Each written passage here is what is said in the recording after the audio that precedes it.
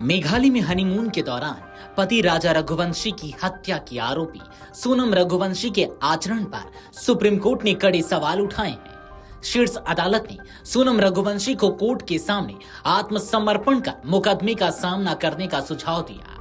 अदालत ने सुनवाई के दौरान कहा, सरेंडर करो या गुण दोष पर फैसला करेंगे। गौरतलब है कि मध्य प्रदेश के इंदौर की रहने वाली सोनम को जून 2025 में अपने व्यवसायी पति राजा रघुवंशी की हत्या के सिलसिले में गिरफ्तार किया गया था।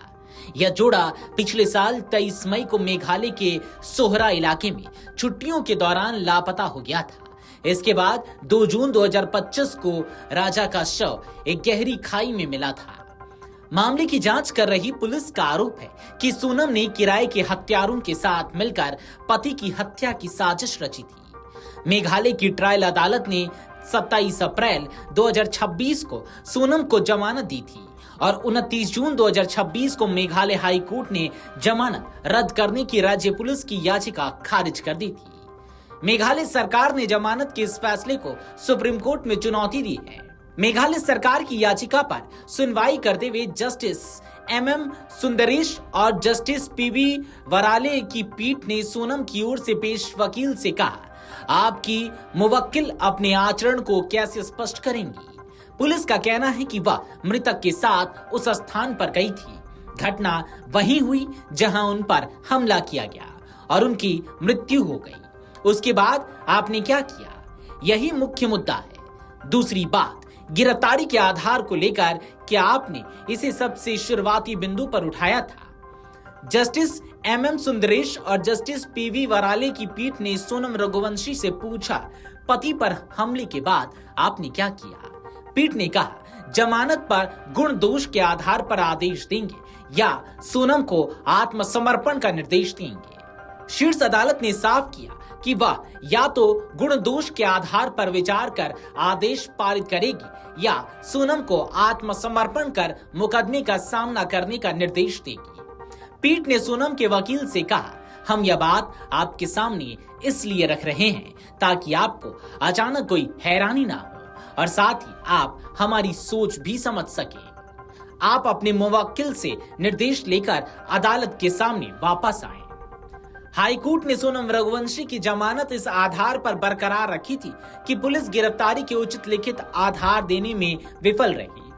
गिरफ्तारी मेमो में भारतीय न्याय संहिता यानी कि BNS की धारा 103(1) यानी कि हत्या की सजा के बजाय गलती से धारा 403 दर्ज हो गई थी, जिसे हाईकोर्ट ने न्यायिक दिमाग का इस्तेमाल न करना करार दिया था।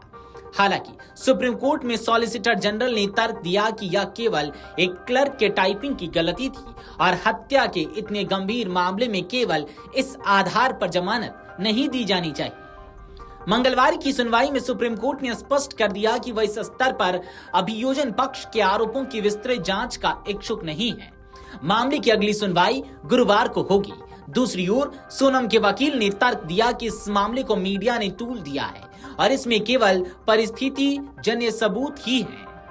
बता दें कि सुप्रीम कोर्ट ने 3 जुलाई को हाई कोर्ट के जमानत आदेश पर रोक लगाने से इनकार कर दिया था। 9 जुलाई की सुनवाई में सुप्रीम कोर्ट ने इस सवाल को बड़ी पीठ को भेजने का संदेश दिया था कि क्या महज टाइपिंग की गलती के कारण किसी गिरफ्तारी को अवैध ठहराया जा सकता है और आरोपी को जमानत दी जा सकती है।